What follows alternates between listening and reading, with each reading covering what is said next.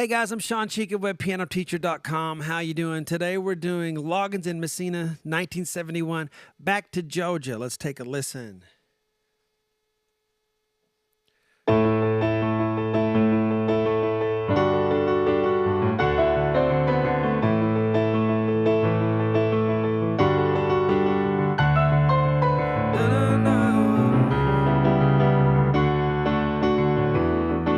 All right, so that's what we're doing today. How you doing? All right, this is a great song.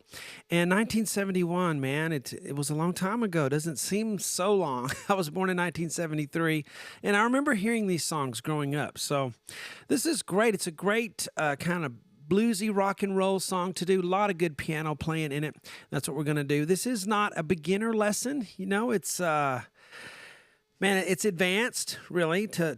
If you're really late intermediate, you might could pull it off, but definitely it's a more advanced lesson. So if you're just interested and really want to do it, you know, don't put this burden on yourself to have to play all of it exactly perfect and then end up quitting piano. That's what a lot of people do. So just get what you can get out of it and move on to something else, okay? You don't have to conquer and master everything, all right? Cut yourself some slack. So here we go. We are, whoops, wrong camera. There we go. We're on line 1 here. I'm going to scroll up so we can see line 2 as well.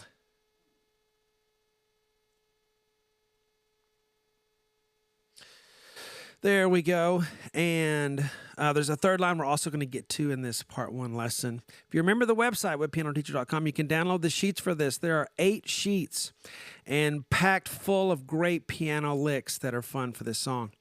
All right, I didn't even go as fast as they go, man. They really go.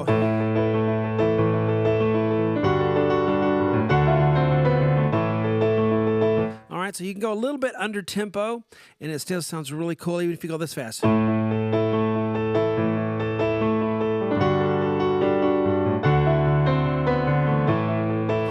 All right, so my rule is kind of learn it at a medium tempo solidly, and then the speed will come once you're ready. Okay, just learn it really well at that medium tempo.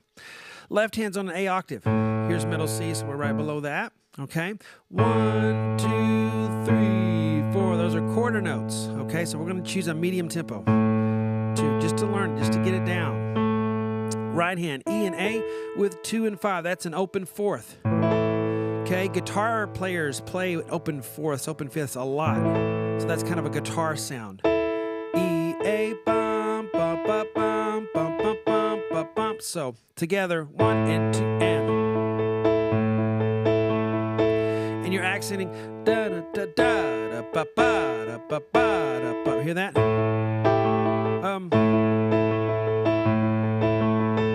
How many of you like my monitor here? It's actually a video gaming monitor that I thought, hey, that'll work.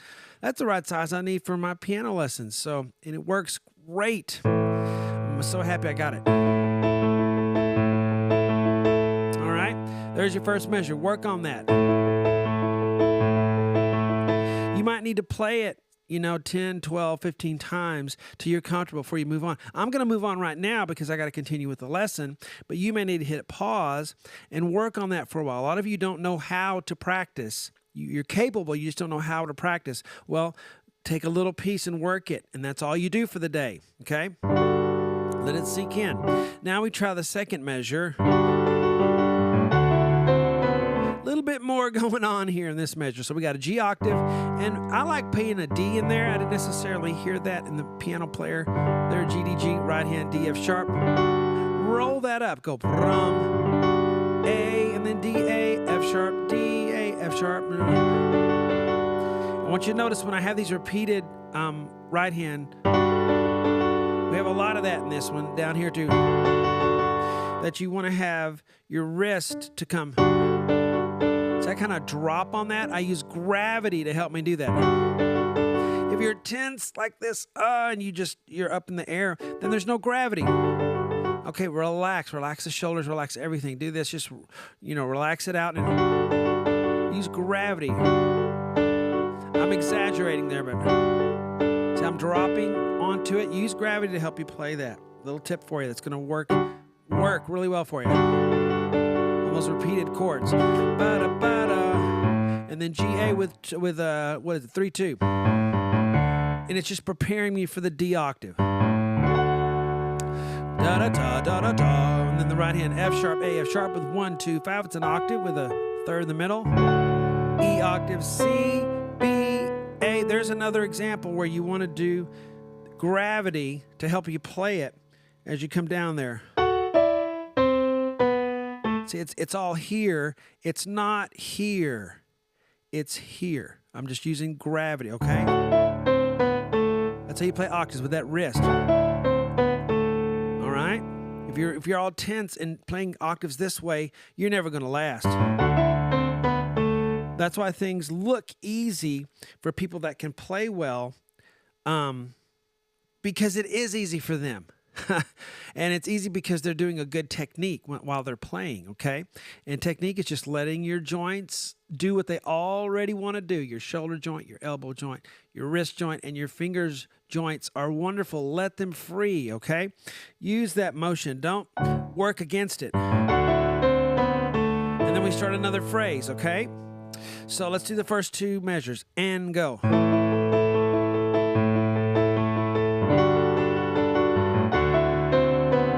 Now, you may need to go this fast. Okay, and that's fine.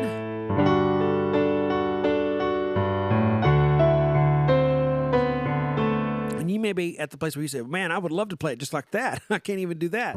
Well, a lot of people need that time, so give yourself the time. When I have a little kind of a squiggly line thing, that just means you're vamping. Means I'm playing that D octave more than what's written there, but I don't want to write it all out because then it becomes too complicated. So wherever you want to put that D octave on the left hand, it works. Okay, it's just playing the notes I'm already on.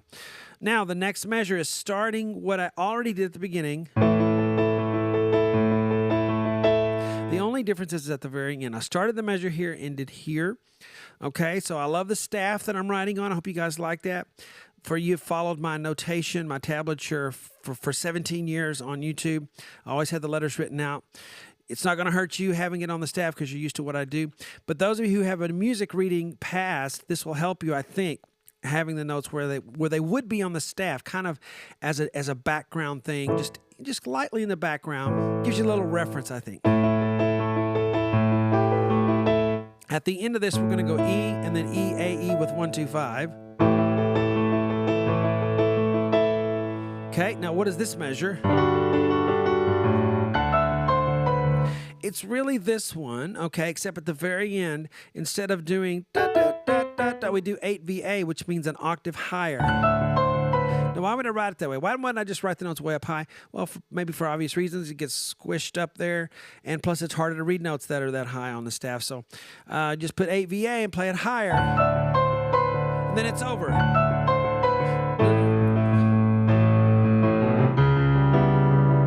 So now we get into the singing, okay? So after you do da, da, da, da, da. So we have A, and then kind of a ba, ba, da, and I may just play it, just a few extra notes there on the little squiggly line. And then A, B, C sharps, or A. He goes A, B, C sharp. Now I wanted to go, because other times he does that, but this first time he goes. So I want to give you authenticity as much as I can. I want to show you what the artists are actually playing. I don't want to just kind of get close and then say, oh, this is kind of like all the other parts. Just write it one time and tell them to repeat. I try to give you everything they're doing, okay? Okay, so he doesn't do C natural the first time. He goes A, B, C sharp. For whatever reason, most of the time later on, he's going to go. If you like C natural to C sharp, go ahead, but I like to give you what I hear them doing, actually, in the actual version. A, E, A, right hand, A, 1, 2, 3, and 4, and then it's G, and then G, B, E, 1, 2, 5, then one more time. Ba, ba, ba, ba, da, da, da, da. So slowly it's 1, 2, right? If you just want to do C, C sharp every time, you can, but that first time I'm hearing A, B, C sharp. 1, 2, da, da, da, da, da, da, da. Okay, now let's add that third line 1 and da, da, da, da. All right, something like that. We'll get to it. D octave on the left hand, right hand A, D, F sharp A. I'm going to use 1, 2, 4, 5, 1, A octave, and then the whole chord. 1 and 2, da, da, da, da, A, D, D sharp E. So my 2 fingers on the A, and then D, D sharp E, and then I'm using gravity on those octave left hands. So 1 and 2, da, da, da, da, da, da, da, da. A, D, F sharp A. Same chord we've already played.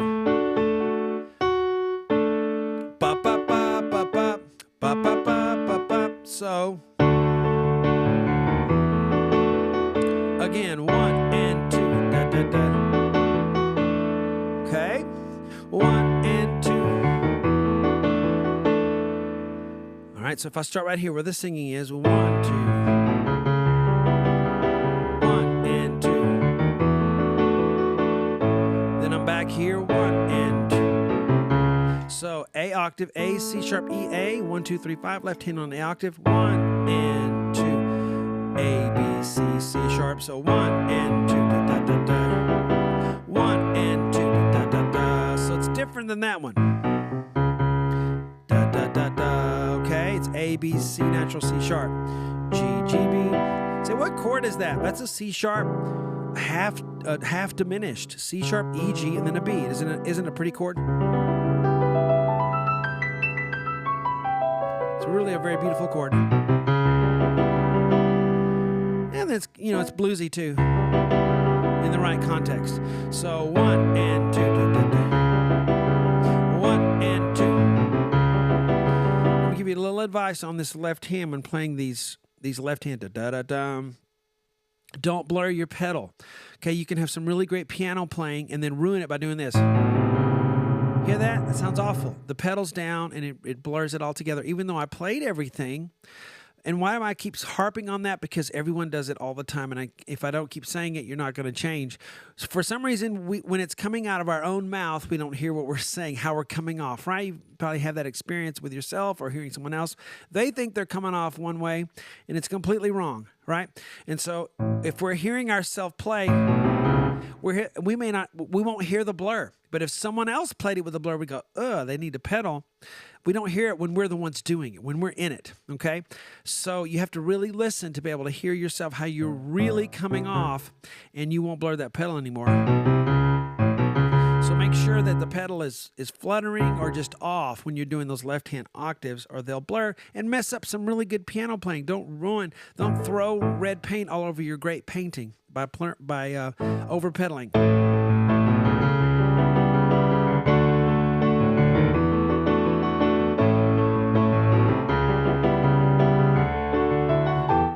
So here it's 1 and 2.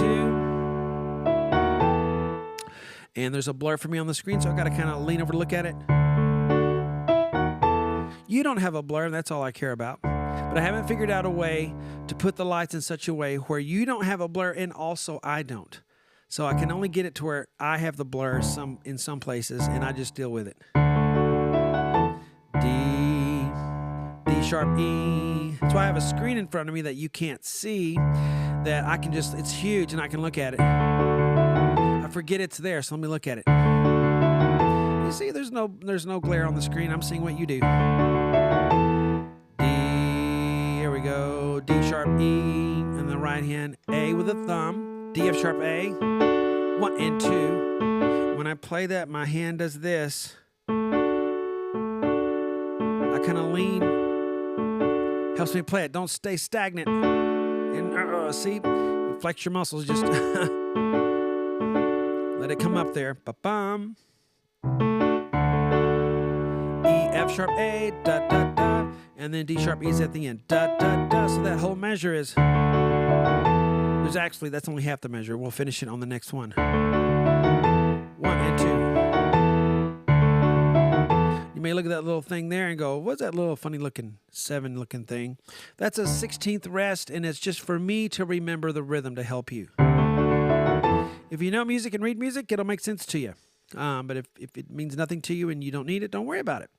All right, and all of these technical things I'm trying to help you with how to play octaves, how to use gravity, how to use your joints when you're playing, is applicable to everything you play, not just this song, okay? That's why I say it over and over, because you're going to carry it over to everything else you learn. You don't start over every time you go to a new song. You take with you that wealth of knowledge and experience that you had from everything else you've played, and you insert it into the new thing you're working on, and you get better and better and better as a musician, not just at this one song. All right, now we're going to try to play all three.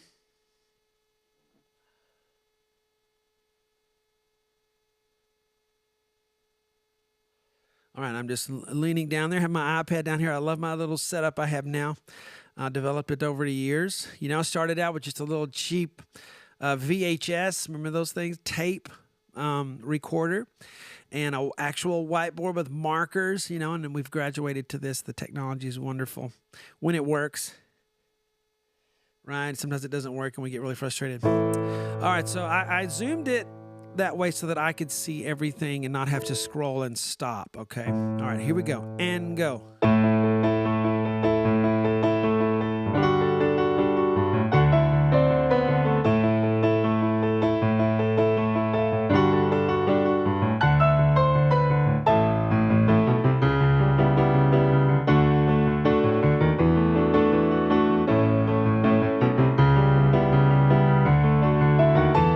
There we go. I did pretty good. I'll just leave it at that. I won't play it again. Hope you guys enjoyed that. I'll see you on webpianoteacher.com. It's only $20 a month.